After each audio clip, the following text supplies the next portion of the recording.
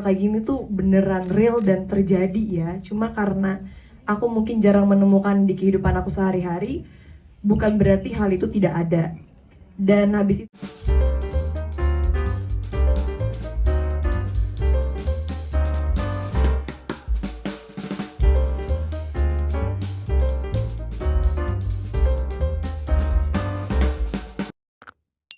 ini kenapa ya? Langsung pura-pura, bener-bener deh. Maaf ya, harusnya pura-pura baik ya. Beda ya. Jadi kalau aku pribadi, aku untungnya orangnya nggak terlalu peka terhadap hal-hal yang kayak gitu. Kurang sensitif, jadi aku nggak punya perasaan yang janggal atau kayak tiba-tiba merinding, kayak ketakutan sendiri. Normal-normal aja. Cuma aku cerita sedikit tentang aku iseng banget, aku ngelakuin penelusuran sama temen aku dan juga satu orang anak indigo lah ya dibilangnya, sama Mas Iqbal dan juga sama Elina. Dan penelusuran itu kebetulan di lokasi syuting aku, dan itu bener-bener gak direncanain. Niat kita cuma kayak pengen tahu kira-kira di lokasi syuting ini ada penunggunya siapa sih. Terus tiba-tiba aja temen aku yang Elina ini, dia kayak kemasukan entah penunggu di situ, dan dia berusaha untuk menyakiti diri dia sendiri, bahkan sampai nyekek leher dia. Dan tiba-tiba dia nangis. Dan aku bilang sama dia, ini pura-pura ya? Ini cuma acting ya? Atau aku masih nggak percaya. Terus setelah aku ngelihat dia tiba-tiba berusaha nyakitin si Mas Iqbal dan tiba-tiba bisa bahasa Sunda, di situ aku kayak langsung yakin, wah ternyata hal kayak gini tuh beneran real dan terjadi ya. Cuma karena aku mungkin jarang menemukan di kehidupan aku sehari-hari, bukan berarti hal itu tidak ada. Dan habis itu digambarkan sama, kan ditanya sama si yang paranormalnya, gimana bentuk kamu, bagaimana kematian kamu.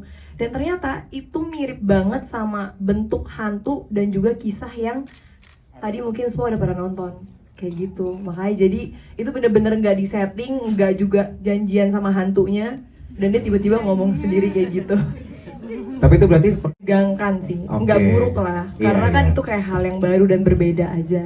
Oke. Menegangkan sih, nggak Oke. buruk lah. Iya, Karena kan iya. itu kayak hal yang baru dan berbeda aja.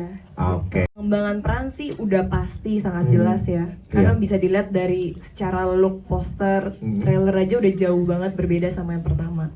Jauh berbedanya itu ya, kalau yang pertama kayak horor tapi lebih light dengan ada komedinya. Karena Oke. anak SMA juga Yes. ya kan. Nggak banyak darah-darah, Iya. ya kan, nggak terlalu gore gitu. Iya. Kalau yang sekarang sama Bang Anggi emang udah lebih dewasa, dan di sini emang ditantang untuk kita harus keluar dari zona nyaman.